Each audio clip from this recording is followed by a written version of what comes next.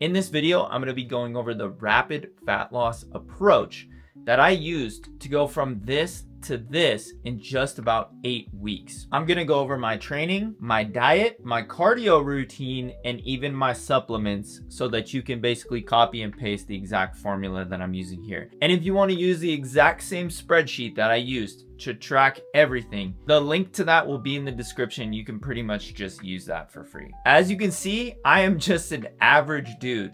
So if I can do this, you can do this. And I think that's what separates myself from the rest of the fitness industry. Is you see these people with insane genetics. I don't have insane genetics, all right? I was not genetically gifted. I didn't take any exogenous hormones. I didn't take any peptides to achieve this. And so these are some of the things that I did that I think will help you out a ton. All right, so first let's talk about my training. I did what's called low volume training. This is basically just doing 1 or 2 sets per exercise per session. So what that means is like maybe there was 4 or 5 exercises that I would be doing on my upper body day, because I basically did an upper lower split. So I did an upper body day. I would have 4 or 5 exercises, and I would sometimes only do 1 or 2 sets. I would still warm up, but my working sets, the sets that I would actually be trying to really go hard, those sets would be pretty much 1 or 2. They were quick sessions, so these sessions would sometimes last 30 to 45 minutes just because you don't really have the energy when you're in an extreme calorie deficit. So the quicker you can get in and out of the gym, the better. And they were recovery focused. And what this means is with low volume training, it's easier to recover from because you're not doing a ton of volume. You're not doing like 9 or 12 sets per day. You're just doing maybe 4 to 6 sets and you're good. As long as you're seeing progressive overload in some way, shape, or form, and during these 8 weeks, you're not losing any strength, you're good to go. And I also use something called an RPE 9 out of 10. What this means is rate of perceived exertion. I know, big fancy word. It basically just means how hard was the set from 1 to 10? And I usually went at about a 9. So that 1 or 2 sets that I did, I would push as hard as I could, just shy of failure. And then I put slow down here because what I see with people in the gym is they are really rushing through their sets, trying to get them done as quickly as possible. But what I found is that actually slowing down, especially on the eccentric, the descending part of the movement, let's say you're doing a bicep curl, slowing down on the way down is really where you create the most what's called mechanical tension, and that is where you build and maintain the most muscle. So if you can just slow down to about 3 seconds on the way down, not only are your joints and your ligaments and your tendons going to be happier, but you're probably going to make better progress in the gym. Oh, and I should mention as well that I've trained about 3 or 4 times a week, but most of the weeks I would train about 3 times per week. Cardio.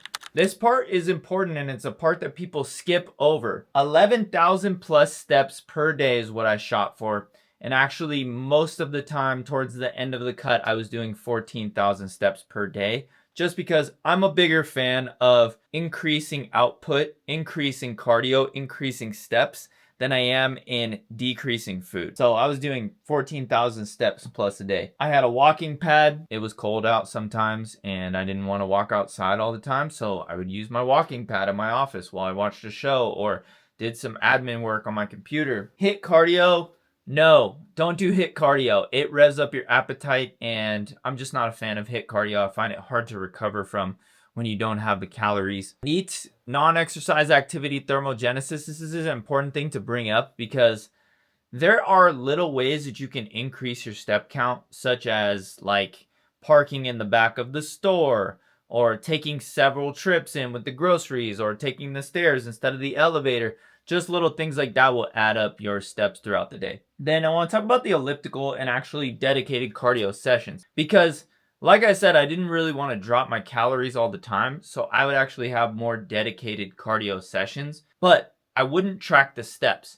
I would actually take my watch off, calculate how many calories I was burning on an elliptical. So for me, I would try to burn about 1,200 to 1,800 calories per week on the elliptical without my watch on, so it didn't track the steps. This added up to about 180 minutes worth of cardio weekly, which is really not that much. It's enough to make a difference when it comes to your calorie output. And I did those on the elliptical because I just find that the elliptical to be really low impact, easy to recover from.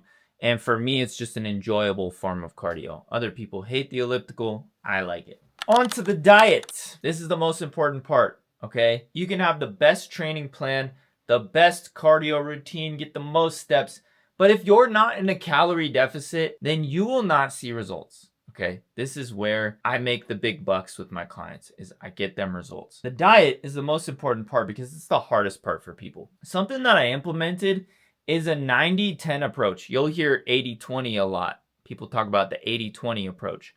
I'm a fan of 90-10. When my calories are low, 90% of my nutrition comes from whole foods. 10% can come from more processed ingredients, you know, things like protein bars, protein shakes, things like that. But I want 90% of my food to come from things like lean ground beef, sweet potatoes, lettuce, right? Just whole foods. Just keep this shit super simple. WMP means a weekly meal plan. This was really hard for me because I used to be really against meal plans.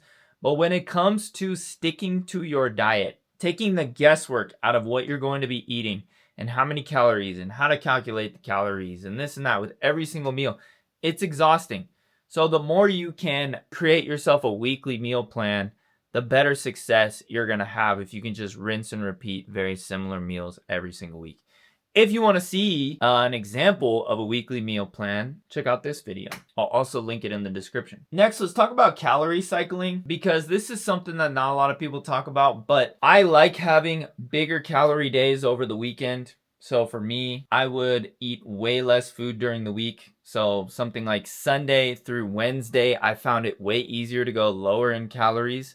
And then Thursday through Saturday, I would have more calories. So for me, I was eating about 1,500 calories Sunday through Wednesday. And then Thursday through Saturday, I would have 1,900, 2,000 calories. So it made me feel like I wasn't on a diet for those days. And you can do this as well. As long as your weekly calories add up and your weekly average puts you in a deficit that you're losing, I'd say 1.5 to 2 pounds per week, you're in a good place. Let's talk about desserts. Most of the time, I would have a dessert every single night. I'd find some sort of 100-calorie ice cream bar, or I'd find a bunch of fruit to eat at the end of the night. I like having dessert at the end of the night. But I would also, with my meal timing, I would also try to end my last meal at around 6:30 or 7 o'clock. Because if I can have a big dinner at around 6:30 or 7 o'clock and get to bed by 10, usually those hunger cravings don't kick in, and my ADHD brain does very well with just having a strict cutoff time, like strict rules for myself. You cannot eat after dinner. After 6:30, you will have your dessert, you have your last meal, and then you're done. Next, let's talk about hydration and other beverages. I really like using diet soda, sparkling waters, sparkling sodas, anything that has carbonation that is fizzy is going to fill up your stomach. You're going to feel less hungry. I also like to just chug water when I'm in a deficit. It really makes it a lot easier. And I feel like it's just something that we all need to get better at, is just drinking more water. Let's talk about some hacks, okay? I already talked about finishing your last meal at 6:30. But if you do find yourself craving sweets at the end of the night, try to brush your teeth and go to bed. Brushing your teeth sends a signal to the brain that basically says we're done eating, we're done, and we need to just go to bed. So get out of the kitchen, get away from the food, because the more you are around food, the more you're going to be able to justify going into the pantry and finding something.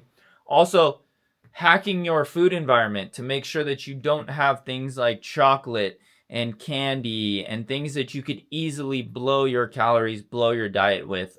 You may need to have that conversation with your significant other, your kids, hide them, whatever you got to do during these 8 weeks to really focus on your goals. That's what I would recommend. Let's talk about supplementation, and then I'll kind of wrap it up with some final thoughts. Creatine. Our body naturally has creatine, but we generally don't get enough from our diet. So creatine basically helps your body get those 1 to 2 extra reps out of the tank when you're trying to train in the gym. It also has some mental health benefits as well and some cognitive benefits. It's been shown to help with ADHD symptoms, depression, things like that. So I'm just a fan of creatine. Next, I would say having a good fish oil supplement. We don't get enough EPA and DHA in our diets, so having a fish oil supplement, unless you're someone who eats fatty fish 2 or 3 times a week, which you're probably not, you might want to include a high quality fish oil supplement. And then some extras if you want. Things like magnesium glycinate when you're going to bed, really low micro doses of melatonin, so like 300 micrograms of melatonin, just because some people can find it hard to sleep in a calorie deficit.